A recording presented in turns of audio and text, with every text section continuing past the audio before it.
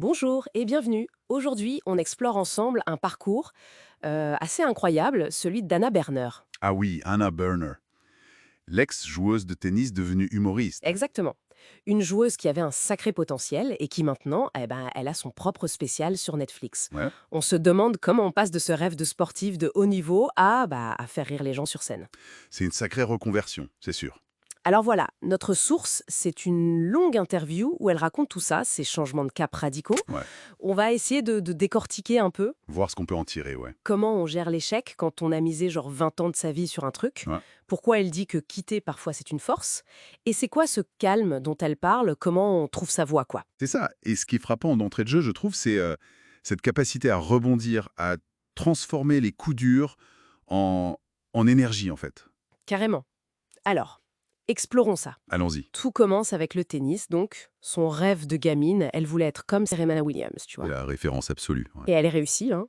Elle décroche une bourse pour l'université, elle est numéro un dans son équipe à Wisconsin, donc vu de l'extérieur, c'est le succès. Le parcours idéal en apparence. Mais à l'intérieur, c'est tout autre chose. Elle parle d'une anxiété de performance, mais euh, écrasante, d'un sentiment de honte aussi, constant. Et surtout, la prise de conscience super douloureuse qu'en fait, elle n'aime pas la compétition elle-même. Et ça, c'est vraiment le nœud du problème, non? Cette dissonance entre ce que les autres voient, le succès externe, et ce qu'elle ressent, elle, ce vide. Tout à fait. Et elle analyse ça super bien avec le recul. Comment son corps, en fait, lui envoyait des signaux. L'anxiété, c'était pas juste un défaut. C'était son intuition qui criait « c'est pas là ta place ». Une sorte de boussole interne, quoi. Exactement. Une boussole physique. Et là où ça devient fou, c'est quand elle essaye le stand-up pour la première fois.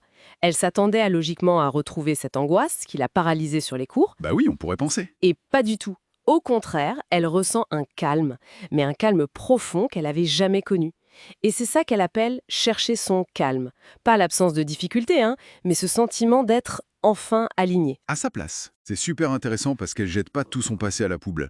L'éthique de travail du tennis, la discipline, tout ça. Ah non, ça, elle garde. Elle garde, mais elle change le logiciel. Elle arrête de s'auto-flageller et elle apprend à se coacher, mais positivement. C'est ça. Du coup, les 20 ans de tennis, c'est plus une perte de temps. C'est Ah ouais. la fondation sur laquelle elle construit sa nouvelle carrière. Une préparation inattendue en quelque sorte. Après l'arrêt du tennis, les galères continuent un peu.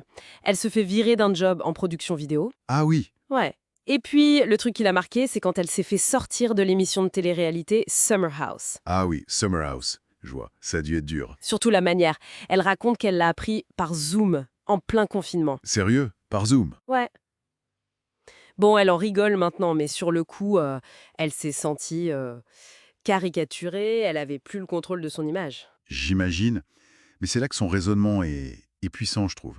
Avec le temps, elle voit plus ça comme des échecs, mais comme des moments où elle a été forcée de se retrouver elle-même. Un mal pour un bien, en gros. C'est un peu ça, oui. Elle est même persuadée que si elle était restée dans la télé-réalité, bah, elle aurait jamais fait son spécial Netflix, elle n'aurait pas trouvé l'équilibre qu'elle a aujourd'hui. C'est une sacrée façon de recadrer l'adversité. Oui, c'est un vrai travail sur soi, ça. Ah, ça c'est clair, c'est pas automatique. Elle dit même un truc assez fort, j'ai été motivée par le licenciement. Genre un défi qu'elle se lance à elle-même. Ok, vous me virez, ben je vais devenir la meilleure humoriste possible. C'est fou, cette capacité à transformer le négatif en Tannoki, en moteur. Ça semble être sa marque de fabrique, ouais. Et puis sur le plan plus intime, elle parle de l'importance de la communauté. Le milieu de l'humour lui a apporté ça, ce qu'elle n'avait pas du tout dans le tennis. Ah oui, la solitude du joueur de tennis. Exactement. C'est très solitaire le haut niveau.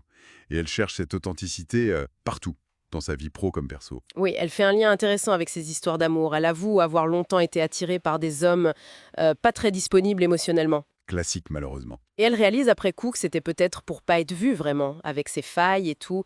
Sa prise de conscience, c'est que la personne que tu choisis, ça dit beaucoup sur comment tu t'aimes toi-même. C'est un beau miroir, ouais. Et trouver son mari actuel, qui l'a soutenue à fond, même juste après s'être fait virer de la télé. Ça a été clé pour elle. Et ça rejoint ce qu'elle dit, hein. Une relation solide, ça se voit dans les coups durs. Pas juste sur les photos de vacances ou de mariage, quoi. C'est clair. C'est la personne qui est là quand ça devient sérieux, comme elle dit. Quand les parents meurent, ce genre de choses. C'est ça le vrai test. Savoir si l'autre soutient qui tu es vraiment. Alors, si on résume un peu tout ça, qu'est-ce qu'on garde de ce parcours d'Anna Berner? Ben, pas mal de choses, hein. D'abord, l'importance d'écouter son intuition, cette petite voix, même si elle dit des trucs qui dérangent ou qui vont contre ce qu'on attend de nous. Tout à fait. Ensuite, cette idée de redéfinir l'échec. C'est pas une fin en soi, c'est Une information. Un signal pour peut-être changer de voie. une boussole, encore une fois, voilà. Et puis, le courage. Le courage de pivoter, de quitter un chemin tout tracé pour aller vers ce fameux calme intérieur, cet alignement. Son histoire montre bien qu'on peut avoir plusieurs vies. C'est pas grave. C'est même une richesse, peut-être.